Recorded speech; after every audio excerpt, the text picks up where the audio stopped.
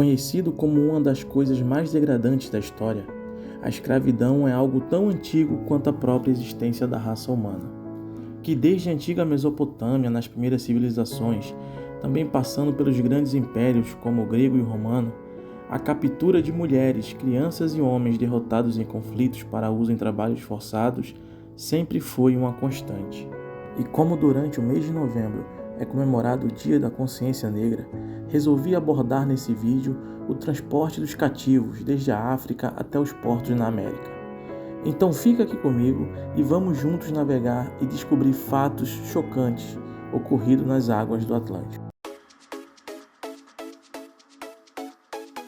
Capturados no interior do continente africano por incursões dos mercadores escravagistas ou principalmente por outros africanos que lucravam com o tráfico, homens, mulheres e crianças eram trazidos em marcha forçada, que chegavam a durar dias, até chegarem em pontos no litoral, onde tinham suas roupas arrancadas e eram obrigados a embarcar nos navios negreiros. Ao entrarem nessas embarcações, eram logo destinados aos porões, onde ficavam presos uns aos outros por correntes, por semanas, em um espaço reduzido, onde era praticamente impossível se sentar, o que fazia com que os aprisionados viajassem deitados. Segundo o historiador Marcus Heidegger, o navio negreiro era a terrível combinação de uma máquina de guerra com prisão e fábrica, pois os navios portavam canhões para se defenderem de piratas, como também usavam os armamentos como forma de ameaçar os cativos e assim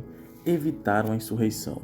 Como em qualquer embarcação mercante até os dias de hoje, tanto a hierarquia como as tarefas de bordo eram bem delimitadas, para que se houvesse uma otimização dos recursos e do tempo. No topo da hierarquia, o capitão comandava com mãos de ferro a todos a bordo. Com um salário que variava entre 600 a 1.000 libras esterlinas, o equivalente hoje a uns 700 mil reais por viagem. Daí nota-se o tamanho do lucro que o tráfico humano resultava ao dono do navio. Nas funções a bordo, ainda existiam primeiros e segundos imediatos, médico cirurgião, carpinteiro, contramestres que cuidavam dos equipamentos, o armeiro que cuidava das armas de bordo, o cozinheiro e os marinheiros comuns que podiam chegar ao número de 30.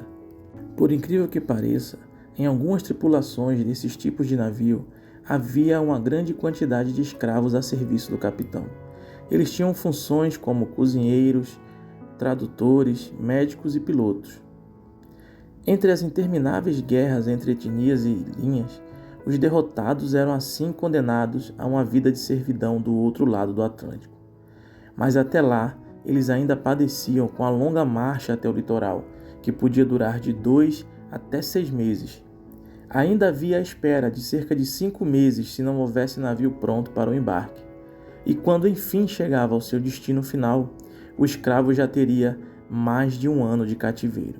No dia do embarque, entravam nos navios usando tangas ou camisolas. Antes de partir, os africanos eram marcados com ferros em brasa.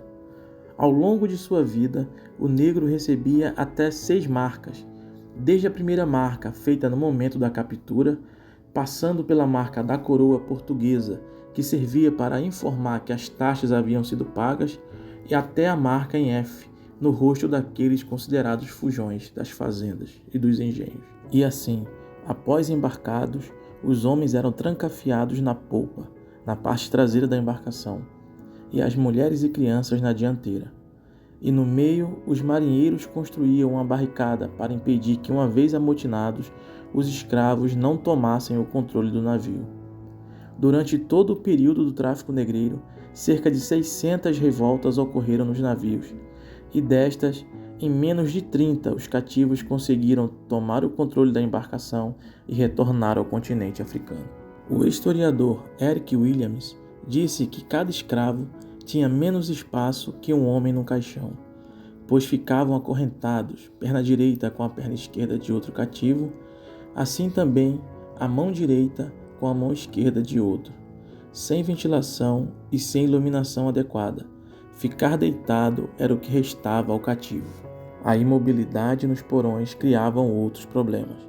Com dificuldade de se movimentarem e irem até os tonéis que serviam de latrinas, os escravos preferiam fazer suas necessidades ali mesmo, no local, o que por muitas vezes gerava briga entre eles. Desinterias eram frequentes devido à falta de higiene e à má alimentação. Vômitos eram rotina dos que nunca haviam estado em um navio antes. Somado a isso, os gritos de desespero com mau cheiro, o escorbuto, doença causada pela falta de vitamina C, febres intermináveis, a gengiva necrosava e os dentes caíam ao simples toque. Simplesmente o corpo ia decompondo antes mesmo que a vida sucumbisse. Isso tornava o ambiente um verdadeiro inferno, numa viagem que durava mais de 40 dias. Para as mulheres, a viagem não era menos sofrida, pois o risco ainda incluía os constantes abusos sexuais praticados pelos oficiais e o restante da tripulação. Se estivesse chovendo ou o mar estivesse revolto, os escravos permaneciam por semanas inteiras sem ver a luz do sol. Quando o sol retornava, os cativos eram colocados no convés principal, enquanto os marinheiros desciam para limpar os porões, esfregando o piso com materiais abrasivos como areia. Também podiam queimar tabaco misturado a vinagre ou pólvora e alcatrão, além de retirarem os barris com urinas e os outros excrementos. O cozinheiro, que era o responsável por alimentar a todos a bordo, procurava fazer comidas com preparos simples, como mingaus, angus e sopas.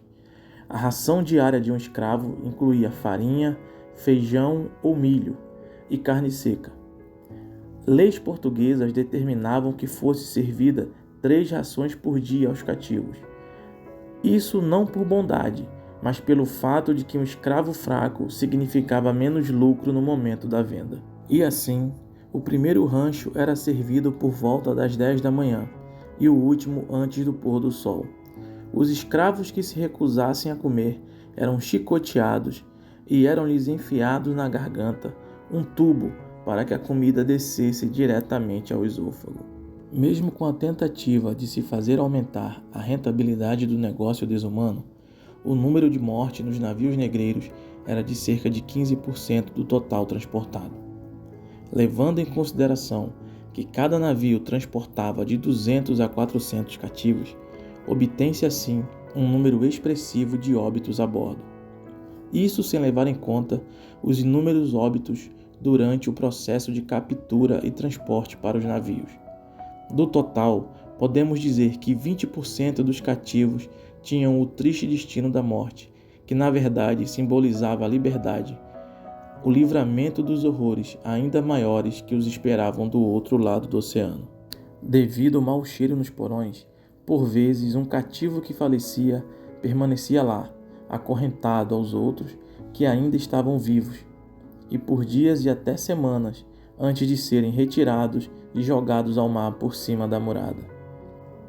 Aos que permaneciam vivos e chegavam à costa brasileira, restavam passar pelas feiras de comércio humano, onde eram analisados e vendidos como animais, para assim, dali em diante, partirem para as fazendas e plantações, onde um futuro cruel os esperava.